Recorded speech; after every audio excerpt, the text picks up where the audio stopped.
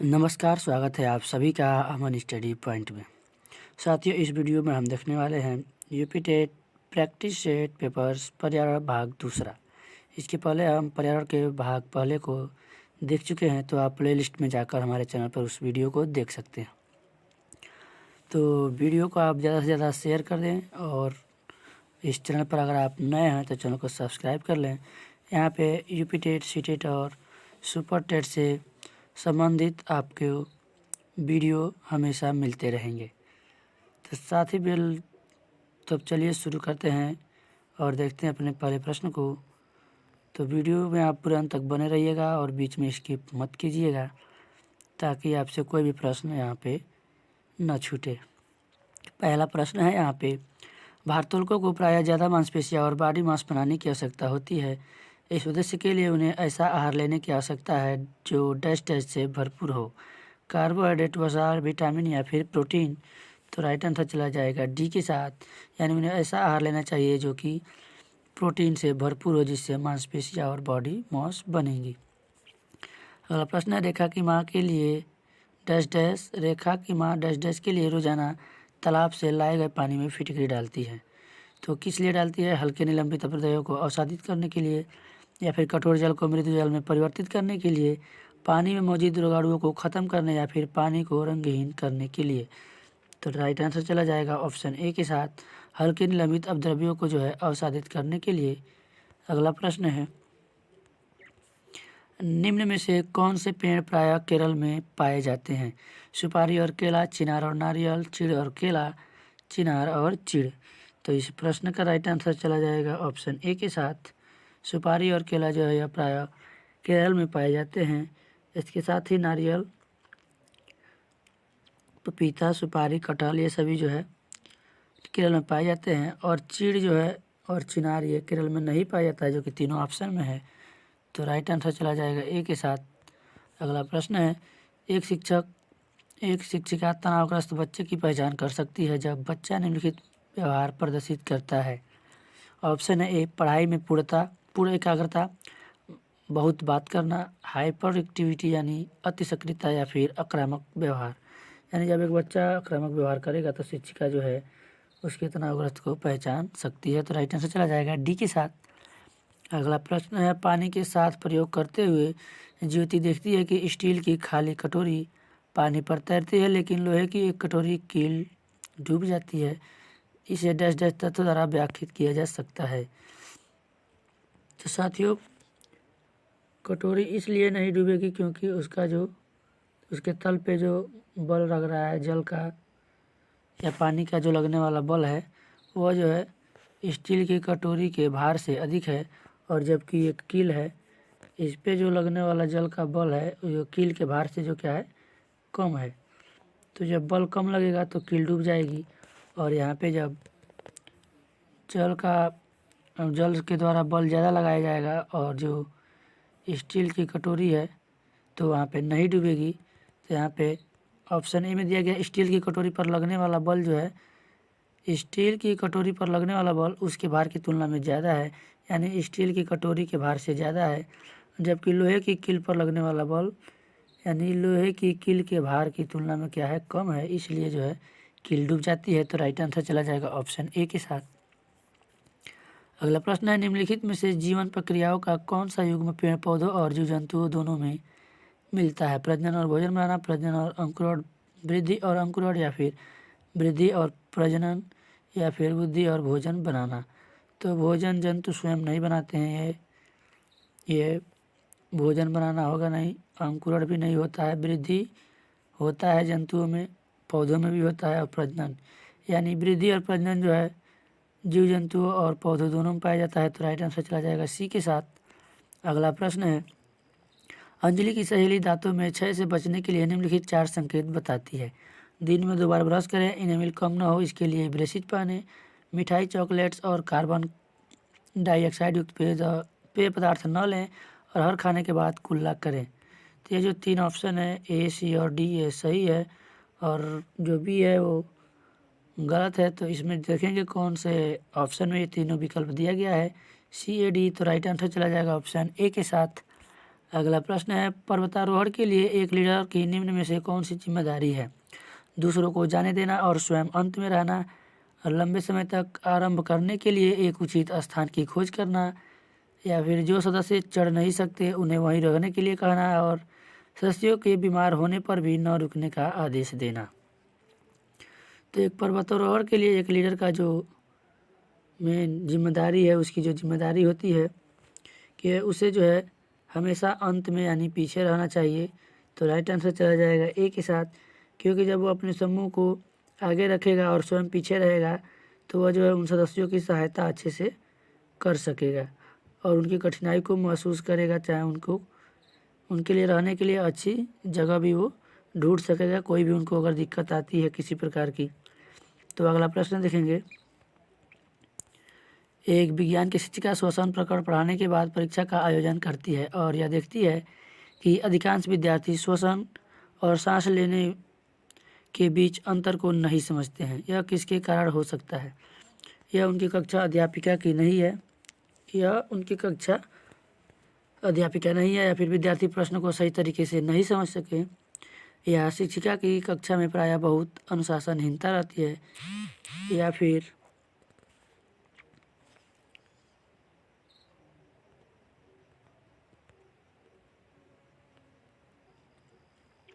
वह कक्षा में प्रभावी तरीके से संबंधित संकल्पनाओं को व्याख्यात नहीं कर सकी।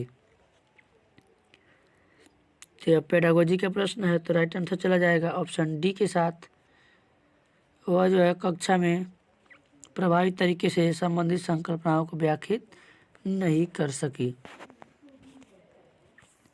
अगला प्रश्न है, निम्नलिखित में से भोजन बनाने का कौन सा तरीका अच्छा है? सब्जियों को काटना और तब उन्हें चलते पानी में धोना, या फिर सब्जियों को काटने और पकाने से पहले उन्हें कुछ समय के लिए धूप में रखना, बैक्टीरिया नष्ट करने के लिए सब्जियों को गहरा तलते हुए पकाना, या फिर सब्जियों को अच्छी तरह से धोना और फिर अंत में उसे काटना।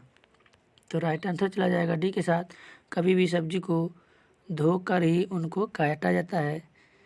अगर हम उन्हें काट कर धोते हैं तो उनके जो पोषक तत्व हैं वो पानी में धुल जाएंगे।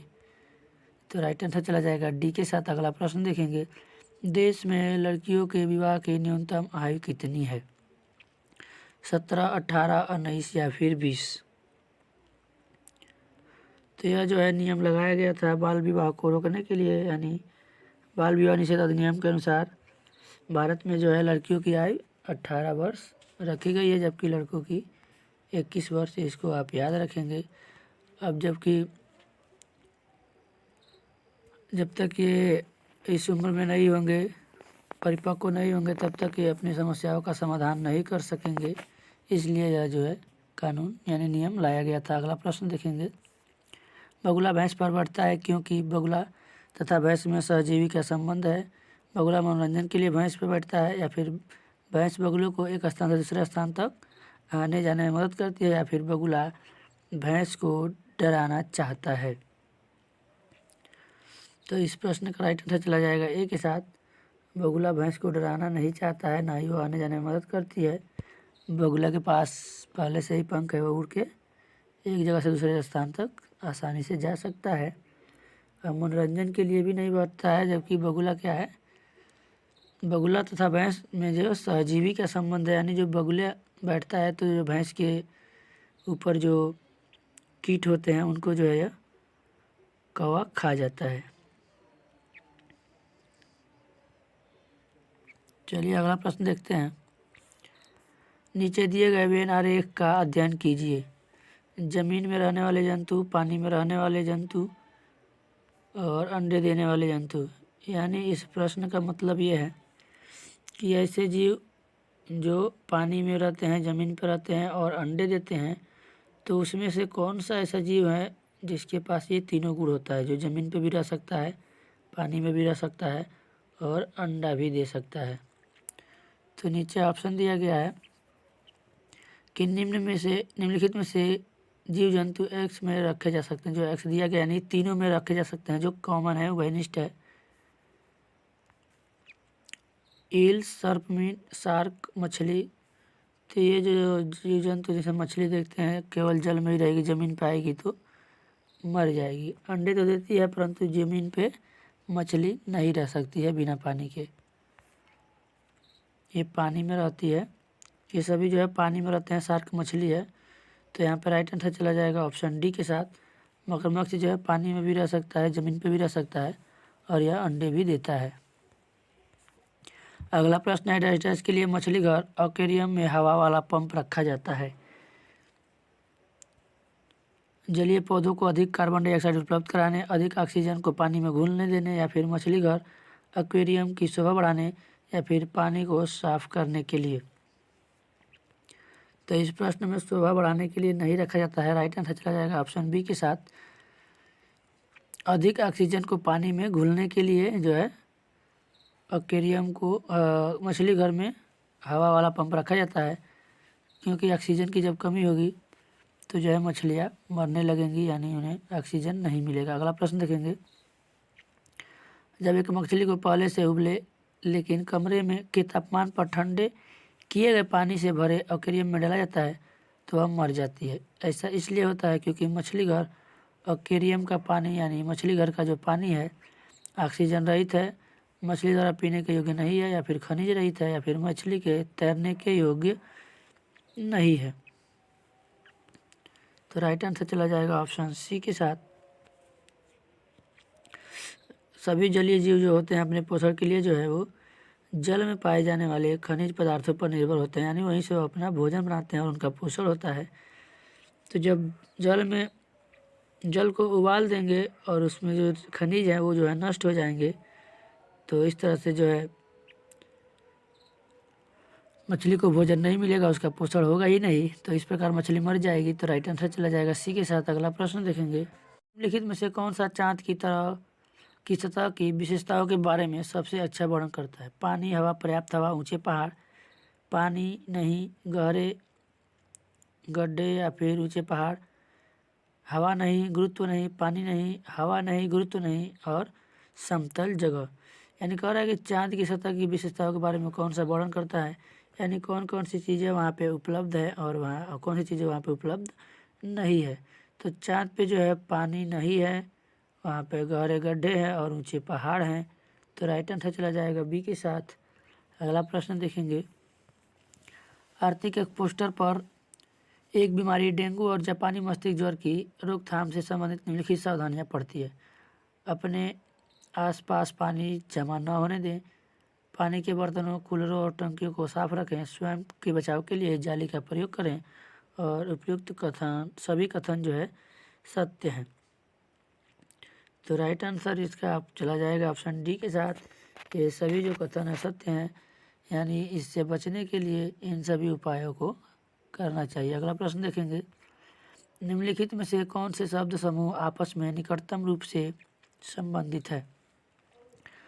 लव मलेरिया, एनीमिया रक्त, लव हीमोग्लोबिन, अनीमिया आंवला, मच्छर डेंगू लव गुण, या फिर मच्छर मलेरिया अनीमिया यानी रक्त अल्पता यानी रक्त की कमी। तो इस प्रश्न का राइट आंसर चला जाएगा बी के साथ, लव हीमोग्लोबिन अनीमिया और आंवला। तो सबसे सटीक आंसर ऑप्शन बी के साथ चला जाएगा। अगला प्रश्न देखेंगे,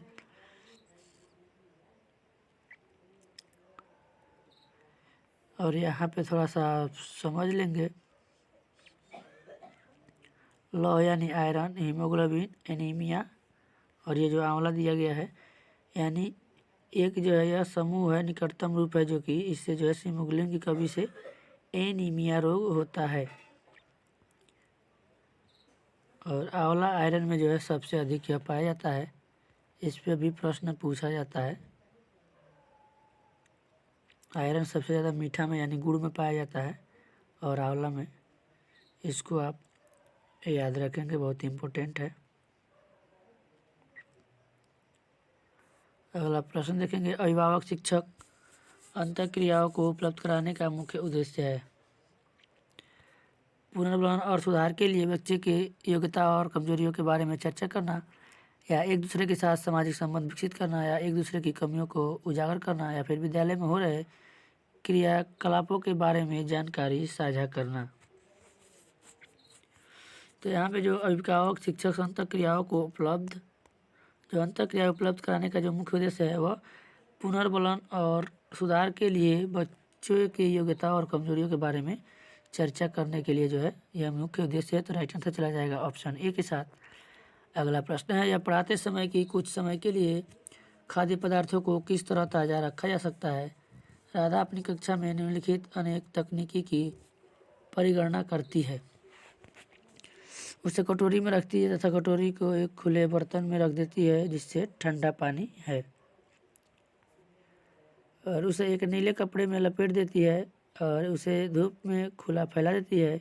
उसे छोटे छोटे टुकड़ों में काटती है और अंधेरे में रख देती है।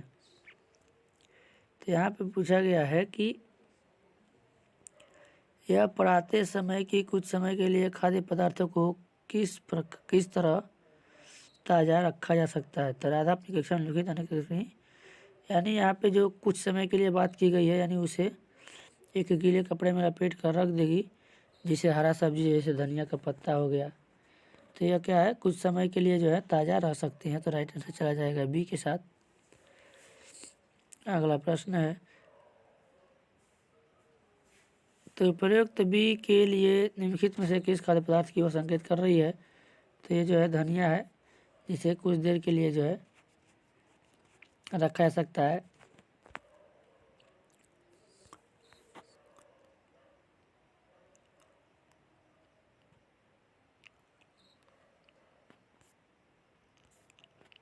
अगला देखेंगे, निम्नलिखित में से जड़ का कौन सा कार्य पौधे के लिए नहीं है।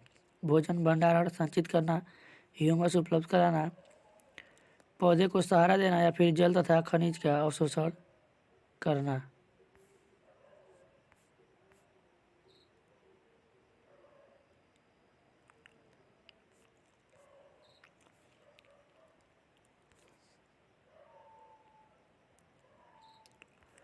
तो 81 नंबर प्रश्न का राइट आंसर चला जाएगा बी के साथ। निम्नलिखित में से जड़ का कौन सा कार्य पौधे के लिए नहीं है, यानी ह्यूमस उपलब्ध करना जो है यह पौधे का कार्य नहीं है। अगला प्रश्न है, सभी बड़े शहर सड़कों पर भारी संख्या में वाहनों के कारण पर्यावरण प्रदूषण की समस्या का सामना कर रहे हैं। पर्यावरण संरक्षण के लिए शहर के लोग व्यक्तिगत रूप से डस्ट के माध्यम से अपना सहयोग दे रहे हैं। आने जाने के लिए सर्वाधिक यातायात व्यवस्था का उपयोग करना, अक्सर घर से बाहर जाने से बचने, व्यक्तिगत वाहन जैसे स्कूटर कार आदि नहीं रखने, या फिर पर्यावरण सुरक्षित सीमा के लिए व्यक्तिगत वाहन से ईंधन की नियमित रूप से जांच करवाने। तो राइट आंसर चला जाएगा ऑप्शन ए के साथ, जिसे सभी बड़े शहरों में जो लोग क्या कर रहे हैं, जो वो आने जाने के लिए सबसे ज़्यादा यातायात व्यवस्था का प्रयोग कर रहे हैं। इससे जो है पर्यावरण संरक्षण के लिए जो शहर के लोग हैं व्यक्तिगत रूप से सहयोग दे रहे हैं। अगला प्रश्न देखेंगे, कक्षा 5 का समीर अक्सर समय पर पर्यावरण अध्ययन की शिक्षिका के पास दत्त कार्य जमा नहीं करता। इससे निपटने का सर्वोत्तम सुधारात्मक उपाय हो सकता है उसे खेलकूद की कक्षा में जाने से रोकना, अनियमितता के कारण पता करना और समीर को परामर्श देना, या फिर उसकी अनियमितता के बारे में अभिभावकों के लिए एक नोट लिखना, या फिर इस बात के विषय में प्रधानाचार्य को सूचित करना। तो ऐसे प्रश्नों में जहाँ भी परामर्श सहयोग की भावना हो तो उसी के साथ आंसर जाता है। तो राइट आंसर चला जाएगा बी के साथ, परामर्श देना और उसके कारण को जो है पता करना। तो राइट आंसर चला जाएगा बी के साथ। अगला प्रश्न है आपकी स्क्रीन पर, वायु हर जगह है प्रकरण पर पढ़ाते समय एक शिक्षक शिक्षार्थियों से निम्नलिखित प्रश्न पूछता है। क्या मृदा में वायु है? क्या पानी के अंदर वायु है? क्या हमारे शरीर में वायु है? क्या हमारी हड्डियों में वायु है? तो शिक्षक शिक्षार्थियों में निम्नलिखित में से कौन सा कौशल विकसित करने का प्रयास कर रहा है? चिंतन कौशल, संवेगात्मक कौशल, अवलोकन कौशल, या फिर वर्गीकरण कौशल। तो यहाँ जो है शिक्षक जो है बच्चों से अवलोकन करने का जो कौशल है उसे विकसित करने का प्रयास कर रहा है। तो राइट आंसर चला जाएगा सी के साथ। अगला प्रश्न है, एक कक्षा में औसत से कम वाले 4 विद्यार्थी हैं, उन्हें अन्य विद्यार्थियों के समान लाने के लिए निम्नलिखित में से कौन सी व्यूह रचना सबसे प्रभावी होगी? उनके अधिगम के कमजोर क्षेत्रों की पहचान करना और उनके अनुसार सुधारात्मक उपाय उपलब्ध कराना, या फिर यह सुनिश्चित करना कि वे नियमित रूप से विद्यालय आएँ, या फिर उन्हें घर पर करने के लिए अतिरिक्त दत्त कार्य देना, या फिर उन्हें अगली पंक्ति में बैठाना और उन्हें काम का लगातार परीक्षण करना। तो यहाँ पे राइट आंसर चला जाएगा ए के साथ उनके अधिगम के बाद कमजोर क्षेत्रों की जो है पहचान करना और उनके अनुसार सुधारात्मक उपाय उनके लिए उपलब्ध कराना। अगला प्रश्न है, वर्ली एक पारंपरिक कला का प्रकार है। वर्ली नामक स्थान किस राज्य में है? महाराष्ट्र, उड़ीसा, राजस्थान या फिर बिहार? तो इस प्रश्न का राइट आंसर चला जाएगा ए के साथ। वर्ली जो स्थान है यह महाराष्ट्र में है और यह जो है आदिवासियों द्वारा प्रदर्शित एक पारंपरिक आदिवासी कला है। तो यह जो महाराष्ट्र में स्थित है। अगला प्रश्न देखेंगे, एक कक्षा के अनुभाग अ को पेट्रोलियम और कोयले के भंडार में रिक्तीकरण प्रकरण पढ़ाने के लिए मल्टीमीडिया कैप्सूल का प्रयोग किया गया, जबकि अनुभाग ब को ग्रीन बोर्ड पर आरेख बनाते हुए पढ़ाया गया।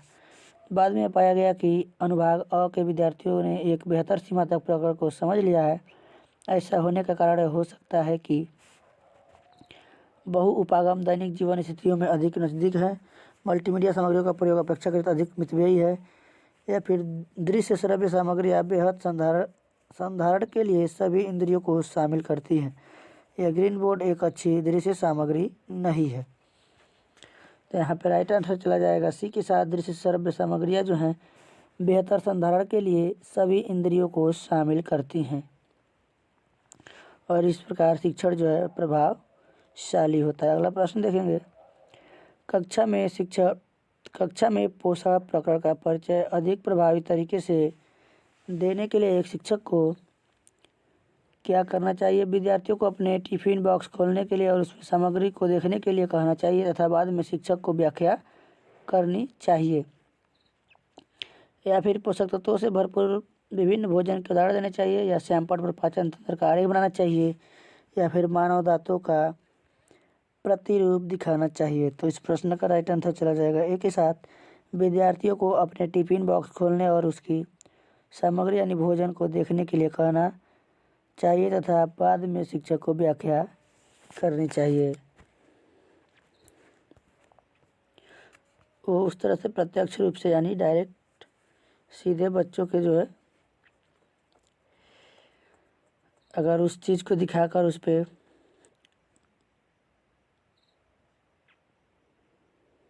व्याख्या करेंगे तो बच्चों को बहुत ही आसानी से समझ में आ जाएगा। अगला प्रश्न देखेंगे, तमिलनाडु के निकटवर्ती कौन से राज्य हैं? केरल, कर्नाटक और आंध्र प्रदेश। केरल, गुजरात और कर्नाटक, आंध्र प्रदेश, गोवा और कर्नाटक, या फिर गोवा, कर्नाटक और केरल?